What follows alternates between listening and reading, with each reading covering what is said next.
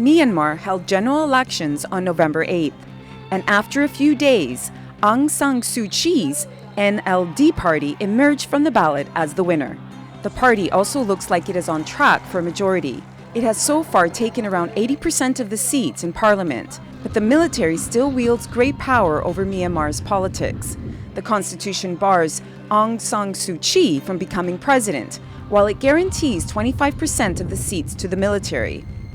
So it's going to be a process of negotiation between the electors, the winners of the election in the NLD and the military, to see whether Aung San Suu Kyi will actually be able to rule this country or not. But the people of Myanmar have high hopes for Suu Kyi, especially those who have lived through the military junta.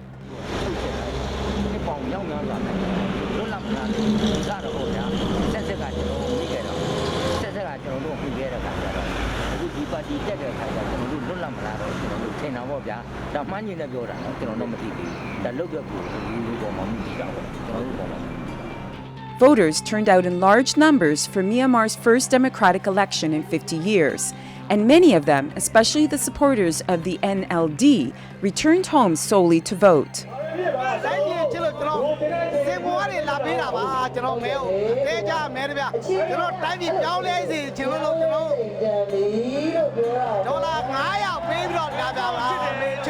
The European Union's election observation mission says the election went better than expected, but it criticized the fact that Muslim candidates were underrepresented.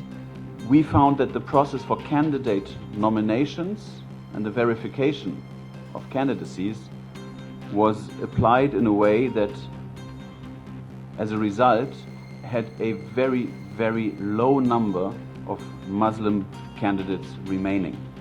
Charities Aid Foundation recently called Myanmar the most generous country in the world, possibly because of its strong culture of Theravada Buddhism. But it added that the country's treatment of the Muslim Rohingya people leaves much to be desired. And some monks have delivered racially divisive speeches and promoted oppression. Ashin Winner.The is a self-proclaimed radical Buddhist and the controversial founder of the fundamentalist 969 movement. He has called the Muslim minority in Myanmar the enemy and said you can be full of kindness and love, but you cannot sleep next to a mad dog.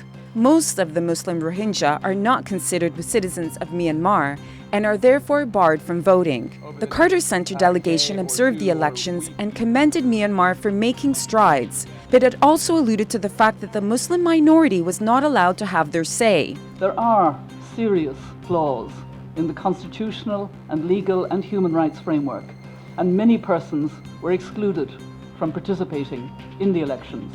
And Human Rights Watch says it may be a while yet before the Rohingya are given their rights.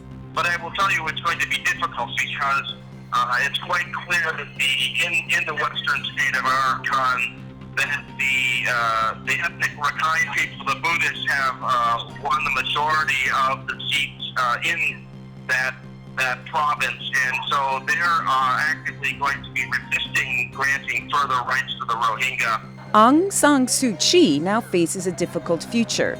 The international community has criticized her for not doing enough to help the Rohingya, but some people in Myanmar accuse her of being too soft on them. Now the challenge is to balance those demands.